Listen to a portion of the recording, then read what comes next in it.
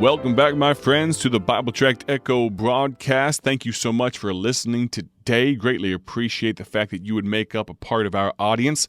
This program plays on so many different podcast platforms and YouTube and Facebook and Instagram even. And then, of course, many of you are listening right now on the 70 or 80 different radio stations worldwide that this program airs on. It began, this program, in 1958 with the founder of our ministry, Dr. Paul Levine. I'm so thankful to have the opportunity to sit in his stead, to stand in his stead today, to be in his shoes. Big shoes to fill. Let me tell you, so many of you recall Dr. Paul with fondness and with good reason. He was a good man, a great man of God, and I'm so thankful to have a small part in his ministry today. I'm going to ask you to turn to the book of Nehemiah, chapter number 4. While you're turning there, we got a letter in the mail not long ago. Here's what they said. I'm ordering a sample of your tracts, a sample packet that I saw online of 38 or 40 gospel tracts. This kind person continues on with a little personal anecdote. Paul Levine and Bob Finley, his sidekick. For many of you that wouldn't know, Bob Finley, or as he was known, Blind Bob, traveled with Dr. Paul for many years. They made a great team. They did music together, all of those things. They say here, Paul Levine and Bob Finley came to our church in Richmond, Indiana, many times, many years ago. They say, I'm thankful that your new leadership still offers his tracts for free and still holds to the old-time way. I am so very thankful for this letter. This note of encouragement is always a blessing. And to know that people that recall Dr. Paul with fondness look approvingly on the direction and the stature of this ministry right now, I can't tell you what a shot in the arm that is, what a confidence boost that is. And to so many of you, we greatly appreciate the fact that you have been long-time supporters. We have new folks coming on board the BTI family all the time, people that undergird our ministry both financially and in prayer. But can I tell you, there are so many of you that have been a part of this ministry for so many years, and we cannot thank you enough for that. Nehemiah chapter number 4, while you turn there, we're going to listen to a really good song called No More Condemnation by the Rains family. Listen to this song and think about, do you have victory in your life? Does sin have any power on your soul anymore? Or, as the song says, is there no more condemnation? Listen now.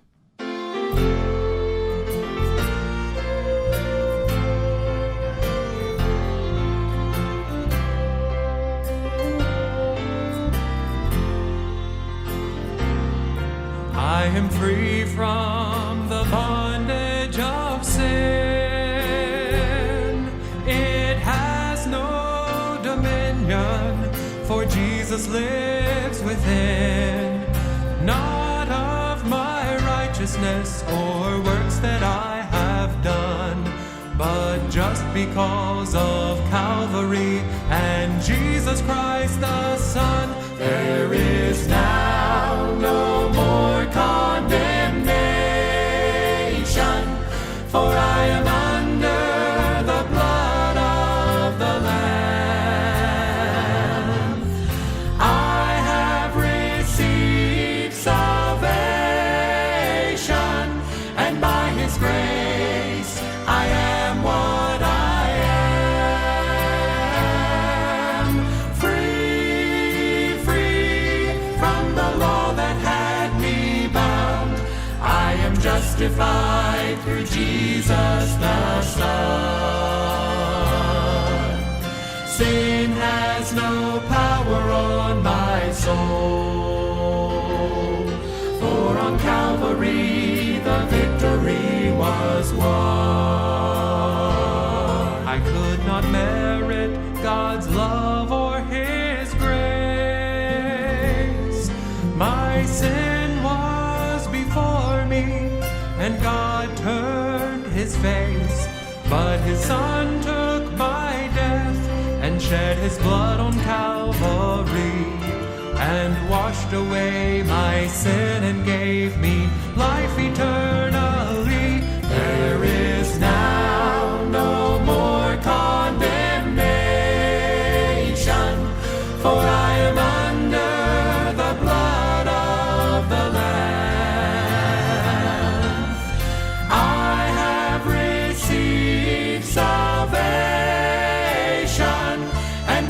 Jesus' grace, I am what I am.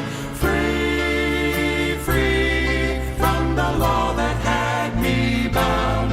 I am justified through Jesus the Son.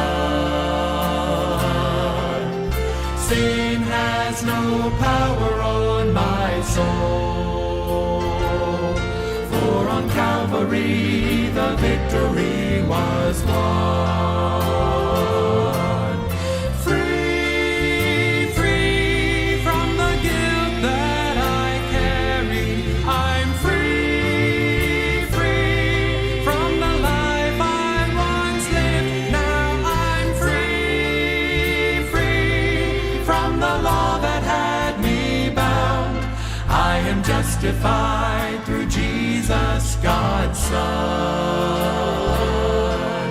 Sin has no power on my soul, for on Calvary the victory was won. Sin has no power on my soul, for on Calvary the victory was won.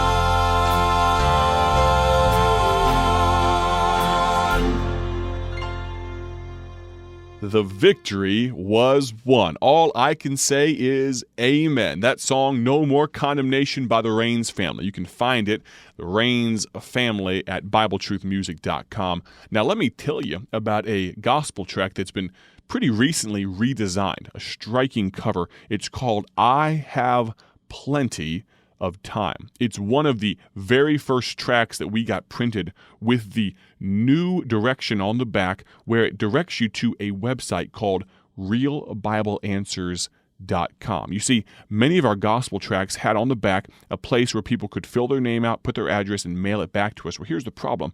Many folks don't use the postal service anymore, but they'll go to a website like realbibleanswers.com. I'd invite you to go there yourself. Maybe you have a question. Maybe you need some Bible answers. Maybe you'd like to make sure there's no more condemnation on your life and on your soul. realbibleanswers.com. And you can find that gospel tract, I Have Plenty of Time, at BibleTractsInc.org. You can also order a sample packet there, BibleTractsInc.org. Nehemiah chapter 4. Here's the thought today.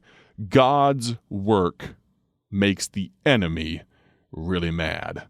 God's work makes the enemy mad. We're going to read the first 9 verses very quickly. Nehemiah chapter 4 and verse number 1 says this, But it came to pass that when Sanballat heard that we builded the wall, he was wroth. That means angry. That means irritated, and took great indignation, and mocked the Jews. Verse 2, And he spake before his brethren and the army of Samaria, and said, What do these feeble Jews? Will they fortify themselves? Imagine the mocking tone, the sarcasm here. Will they sacrifice? Will they make an end in a day? Will they revive the stones out of the heaps of the rubbish which are burned? Now Tobiah the Ammonite was by him, and he said, Even that which they build, if a fox go up, he shall even break down the stone wall. What he's saying is, the work they're doing is shoddy. It's weak. They're mocking. They're being sarcastic, irritable. Verse 4 begins Nehemiah's response. He doesn't really talk to Sanballat and Tobiah, those mockers, those scorners, those haters, the enemies of God. He talks to God. Verse number 4, Hear, O our God, for we are despised, and turn their reproach upon their own head, and give them for a prey in the land of captivity, and cover not their iniquity. Let not their sin be blotted out from before thee, for they have provoked thee to anger before the builders. So, Nehemiah says, we built the wall, and all the wall was joined together unto the half thereof, for the people had a mind to work. We might have to double back in future on that thought, but it came to pass, verse 7, that when Sanballat and Tobiah and the Arabians and the Ammonites and the Ashdodites heard that the walls of Jerusalem were made up, and that the breaches began to be stopped, then they were very wroth. So they went from, in verse number 1, when Sanballat heard that we builded the wall, when he heard that there was a process of work going on, he was wroth. And then verse number 7, when they heard that they were getting close to completion, they were very wroth. Can I tell you? God's work irritates the enemy. Verse 8, and conspired all of them together to come and to fight against Jerusalem and to hinder it. Nevertheless, we made our prayer unto our God and set a watch against them day and night because of them. Friend, can I tell you, when you do the right thing, when you desire to follow God, it's amazing how people might just come out of the woodwork to discourage you. It might not just be people. You might just stir up something to where you feel like you're getting all kinds of friction, all kinds of pushback. Can I tell you, friend, oftentimes when you're going against the flow, and I don't want to paint everyone with a broad brush, but do you understand that the vast majority of the world wants nothing to do with the things of God? Now, realize that's our part, that's our commission, that's our calling to do everything we can to draw them to a place of no more condemnation, to tell them of the glorious gospel of Jesus Christ. That's what Bible Tracts Incorporated is all about. But in the meanwhile, while you try to endeavor to just be right with God yourself, the world wants nothing to do with that. They would like nothing more than to see you fail. Your bright, shining light of a testimony for Jesus Christ, you know what it does? It casts light in some dark places that people would rather keep hidden.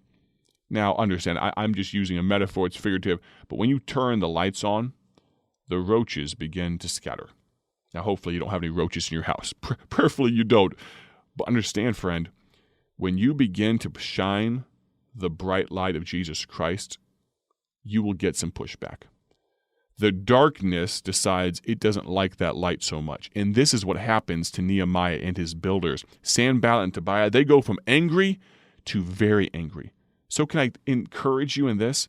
Expect it. Be ready for it. But be a good soldier of Jesus Christ. Be a builder. Continue to be a builder. Don't be dissuaded. God's work makes the enemy mad. Tomorrow, we're going to look at how to defend ourselves against the enemy. Thanks for listening today. We'll close out the week of broadcast tomorrow. Have a great day for His glory. God bless. Thank you for joining us today for Bible Tract Echoes, a ministry of Bible Tracts Incorporated. If you would like to receive a free sample packet of all of our tracts, you can contact us by calling 309-828-6888. That's 309-828-6888. Our mailing address is P.O. Box 188, Bloomington, Illinois, 61702.